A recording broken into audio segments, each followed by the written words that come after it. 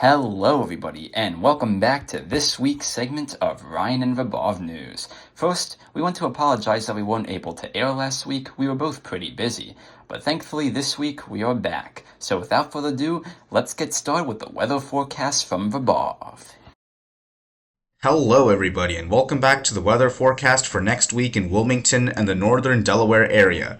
Let's take a look at how it'll be. Starting off with Saturday, we are expecting heavy rain through much of the day, with highs in the mid-60s and periods of steady rainfall. However, conditions will improve quickly after sunset.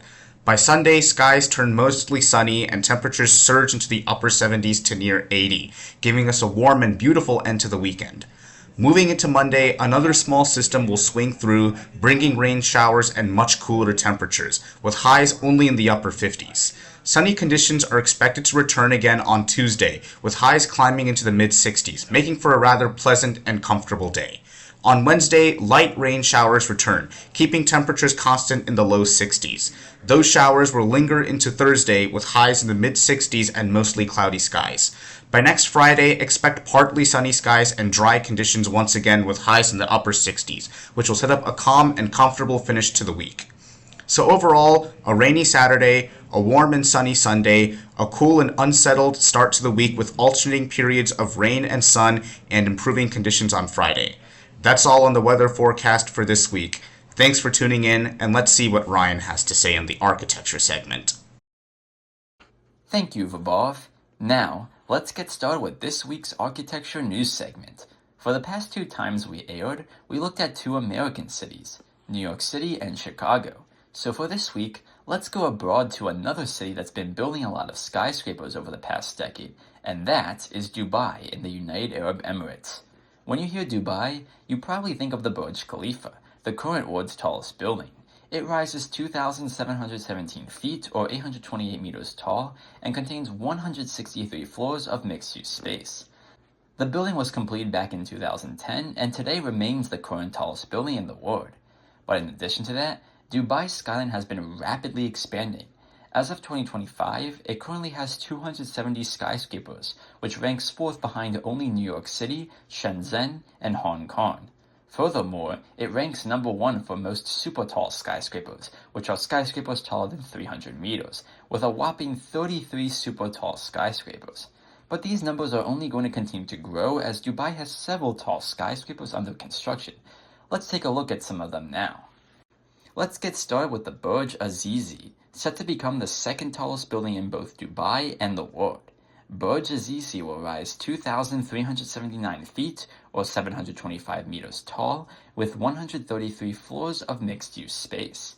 This building will boast many records, including the world's highest observation deck, located on level 130 at a height of 649 meters, the world's highest hotel lobby, positioned on the 111th level at a height of 498 meters, the world's highest nightclub, located on level 126 at 567 meters, the world's highest restaurant, positioned on the 122nd floor at 544 meters, the world's highest occupied hotel room, located on the 118th floor at 512 meters, the world's highest spa, positioned at 414 meters, the world's highest supermarket, located at 310 meters, the world's highest cinema, positioned at 310 meters, and even more.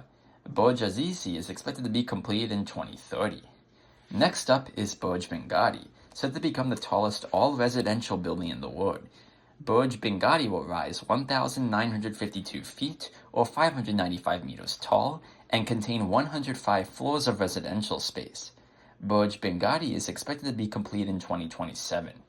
The final building that we'll take a look at is the Tiger Sky Tower, another residential building. Tiger Sky Tower will rise 1,745 feet or 532 meters tall and contain 116 floors of residential space. Tiger Sky Tower is expected to be completed in 2029. That's just scratching the surface of the development that is going on in Dubai. With the UAE trying to market Dubai as a tourist destination to bring in revenue, they believe that building these massive skyscrapers will attract tourism and wealthy expats to the region.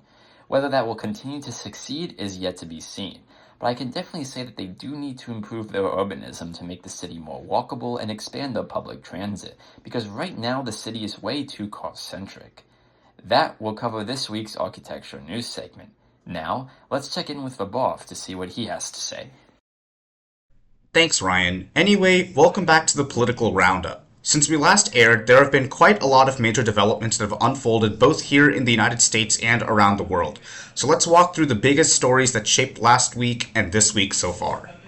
We begin in Washington, where the nation is still reacting to the recent attempted assassination of President Donald Trump on April 25th. A gunman opened fire near the White House Correspondents' Dinner, forcing the Secret Service to evacuate the president, with one agent being struck in the vest. The suspect, identified as Cole Thomas Allen, was arrested and charged with attempting to assassinate the president. Just days later, the White House hosted a historic 4-day visit from the 27th to the 30th from King Charles III of the UK, marking the 250th anniversary of American independence, with King Charles meeting with President Trump, delivering an address to Congress, attending a state dinner, and visiting New York City and Virginia, before leaving on the 30th. Meanwhile, redistricting battles ahead of the midterm elections continue. The Supreme Court of the United States ruled 6-3 on April 29th that the creation of a second majority black district an unconstitutional racial gerrymander, upholding a challenge by voters who argued that race was improperly prioritized over other factors, allowing a redraw of the map that could likely favor Republicans ahead of the midterm elections. Additionally, we talked about Virginia's proposed congressional map that favored Democrats and how it headed to Virginia's own Supreme Court for approval in the previous political broadcast. Well, we have a major update regarding that situation. The proposal has been shut down, and Virginia's current congressional map will remain in place. In Congress, the House approved the Senate-backed bill to fund the Department of Homeland Security, or DHS, on the 30th as King Charles was leaving, officially ending the 76-day partial shutdown. The bill has since been approved by the president, who signed it later that day. On May 3rd, the Secret Service responded to a shooting incident near a secured federal area. A man opened fire, prompting agents to return fire and take the suspect into custody.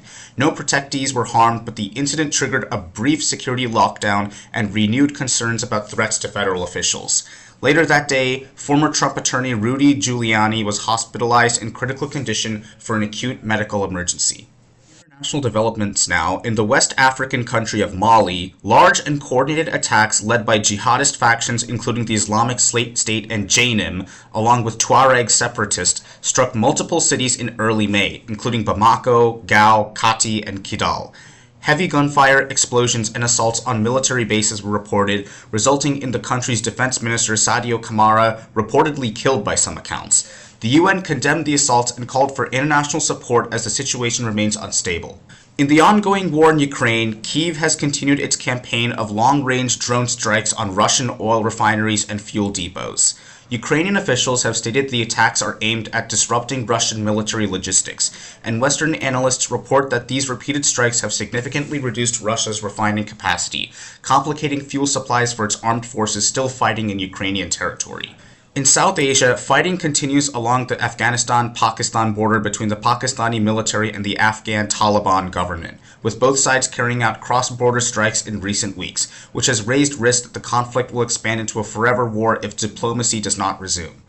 Also, India held its closely watched legislative election in the state of West Bengal, where the Bharatiya Janata Party secured a decisive victory. This marks the first time the BJP has taken control of the state, ending more than a decade of rule by the Trinamool Congress. The newly elected government is set to be sworn in soon. In Southeast Asia, Cambodia's King Norodom Sihamoni has received treatment in Beijing after undergoing prostate cancer surgery. Senior Cambodian officials like Queen Mother Norodom Moniniet and former Prime Minister Hun Sen have traveled to China to visit him.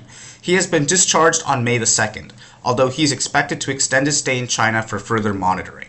In the Middle East, the Iran conflict continues to drive global tensions. Gas prices have risen as instability persists in the Strait of Hormuz, with back-channel talks being prepared and European governments remaining divided over the conflict. Then on May 4th, the White House announced the launch of Project Freedom, a new U.S. naval escort mission in the Strait following an attack on a cargo ship there. As part of the mission's opening actions, U.S. forces reported that 6 hostile boats were sunk, sharply escalated tensions with Iran, who have issued new warnings as the Trump administration's 60-day deadline for an agreement approaches. And finally, the United Arab Emirates has left the Organization of the Petroleum Exporting Countries, or OPEC, on May 1st. Analysts have said that this move is a major development in global energy markets and could signal the beginning of the end of the organization, given the UAE's influence and long-standing role in it. So far, that's all for the major political stories that happened last week and this week. We will continue tracking these developments as they evolve. As always, stay safe and stay informed. Let's go back to Ryan now for 10-second trivia. Thanks for tuning in. It is now time for 10-second trivia. Today's question is, which country has the longest coastline? Is it A, the United States, B, Russia, C, China, or D, Canada? You have 10 seconds.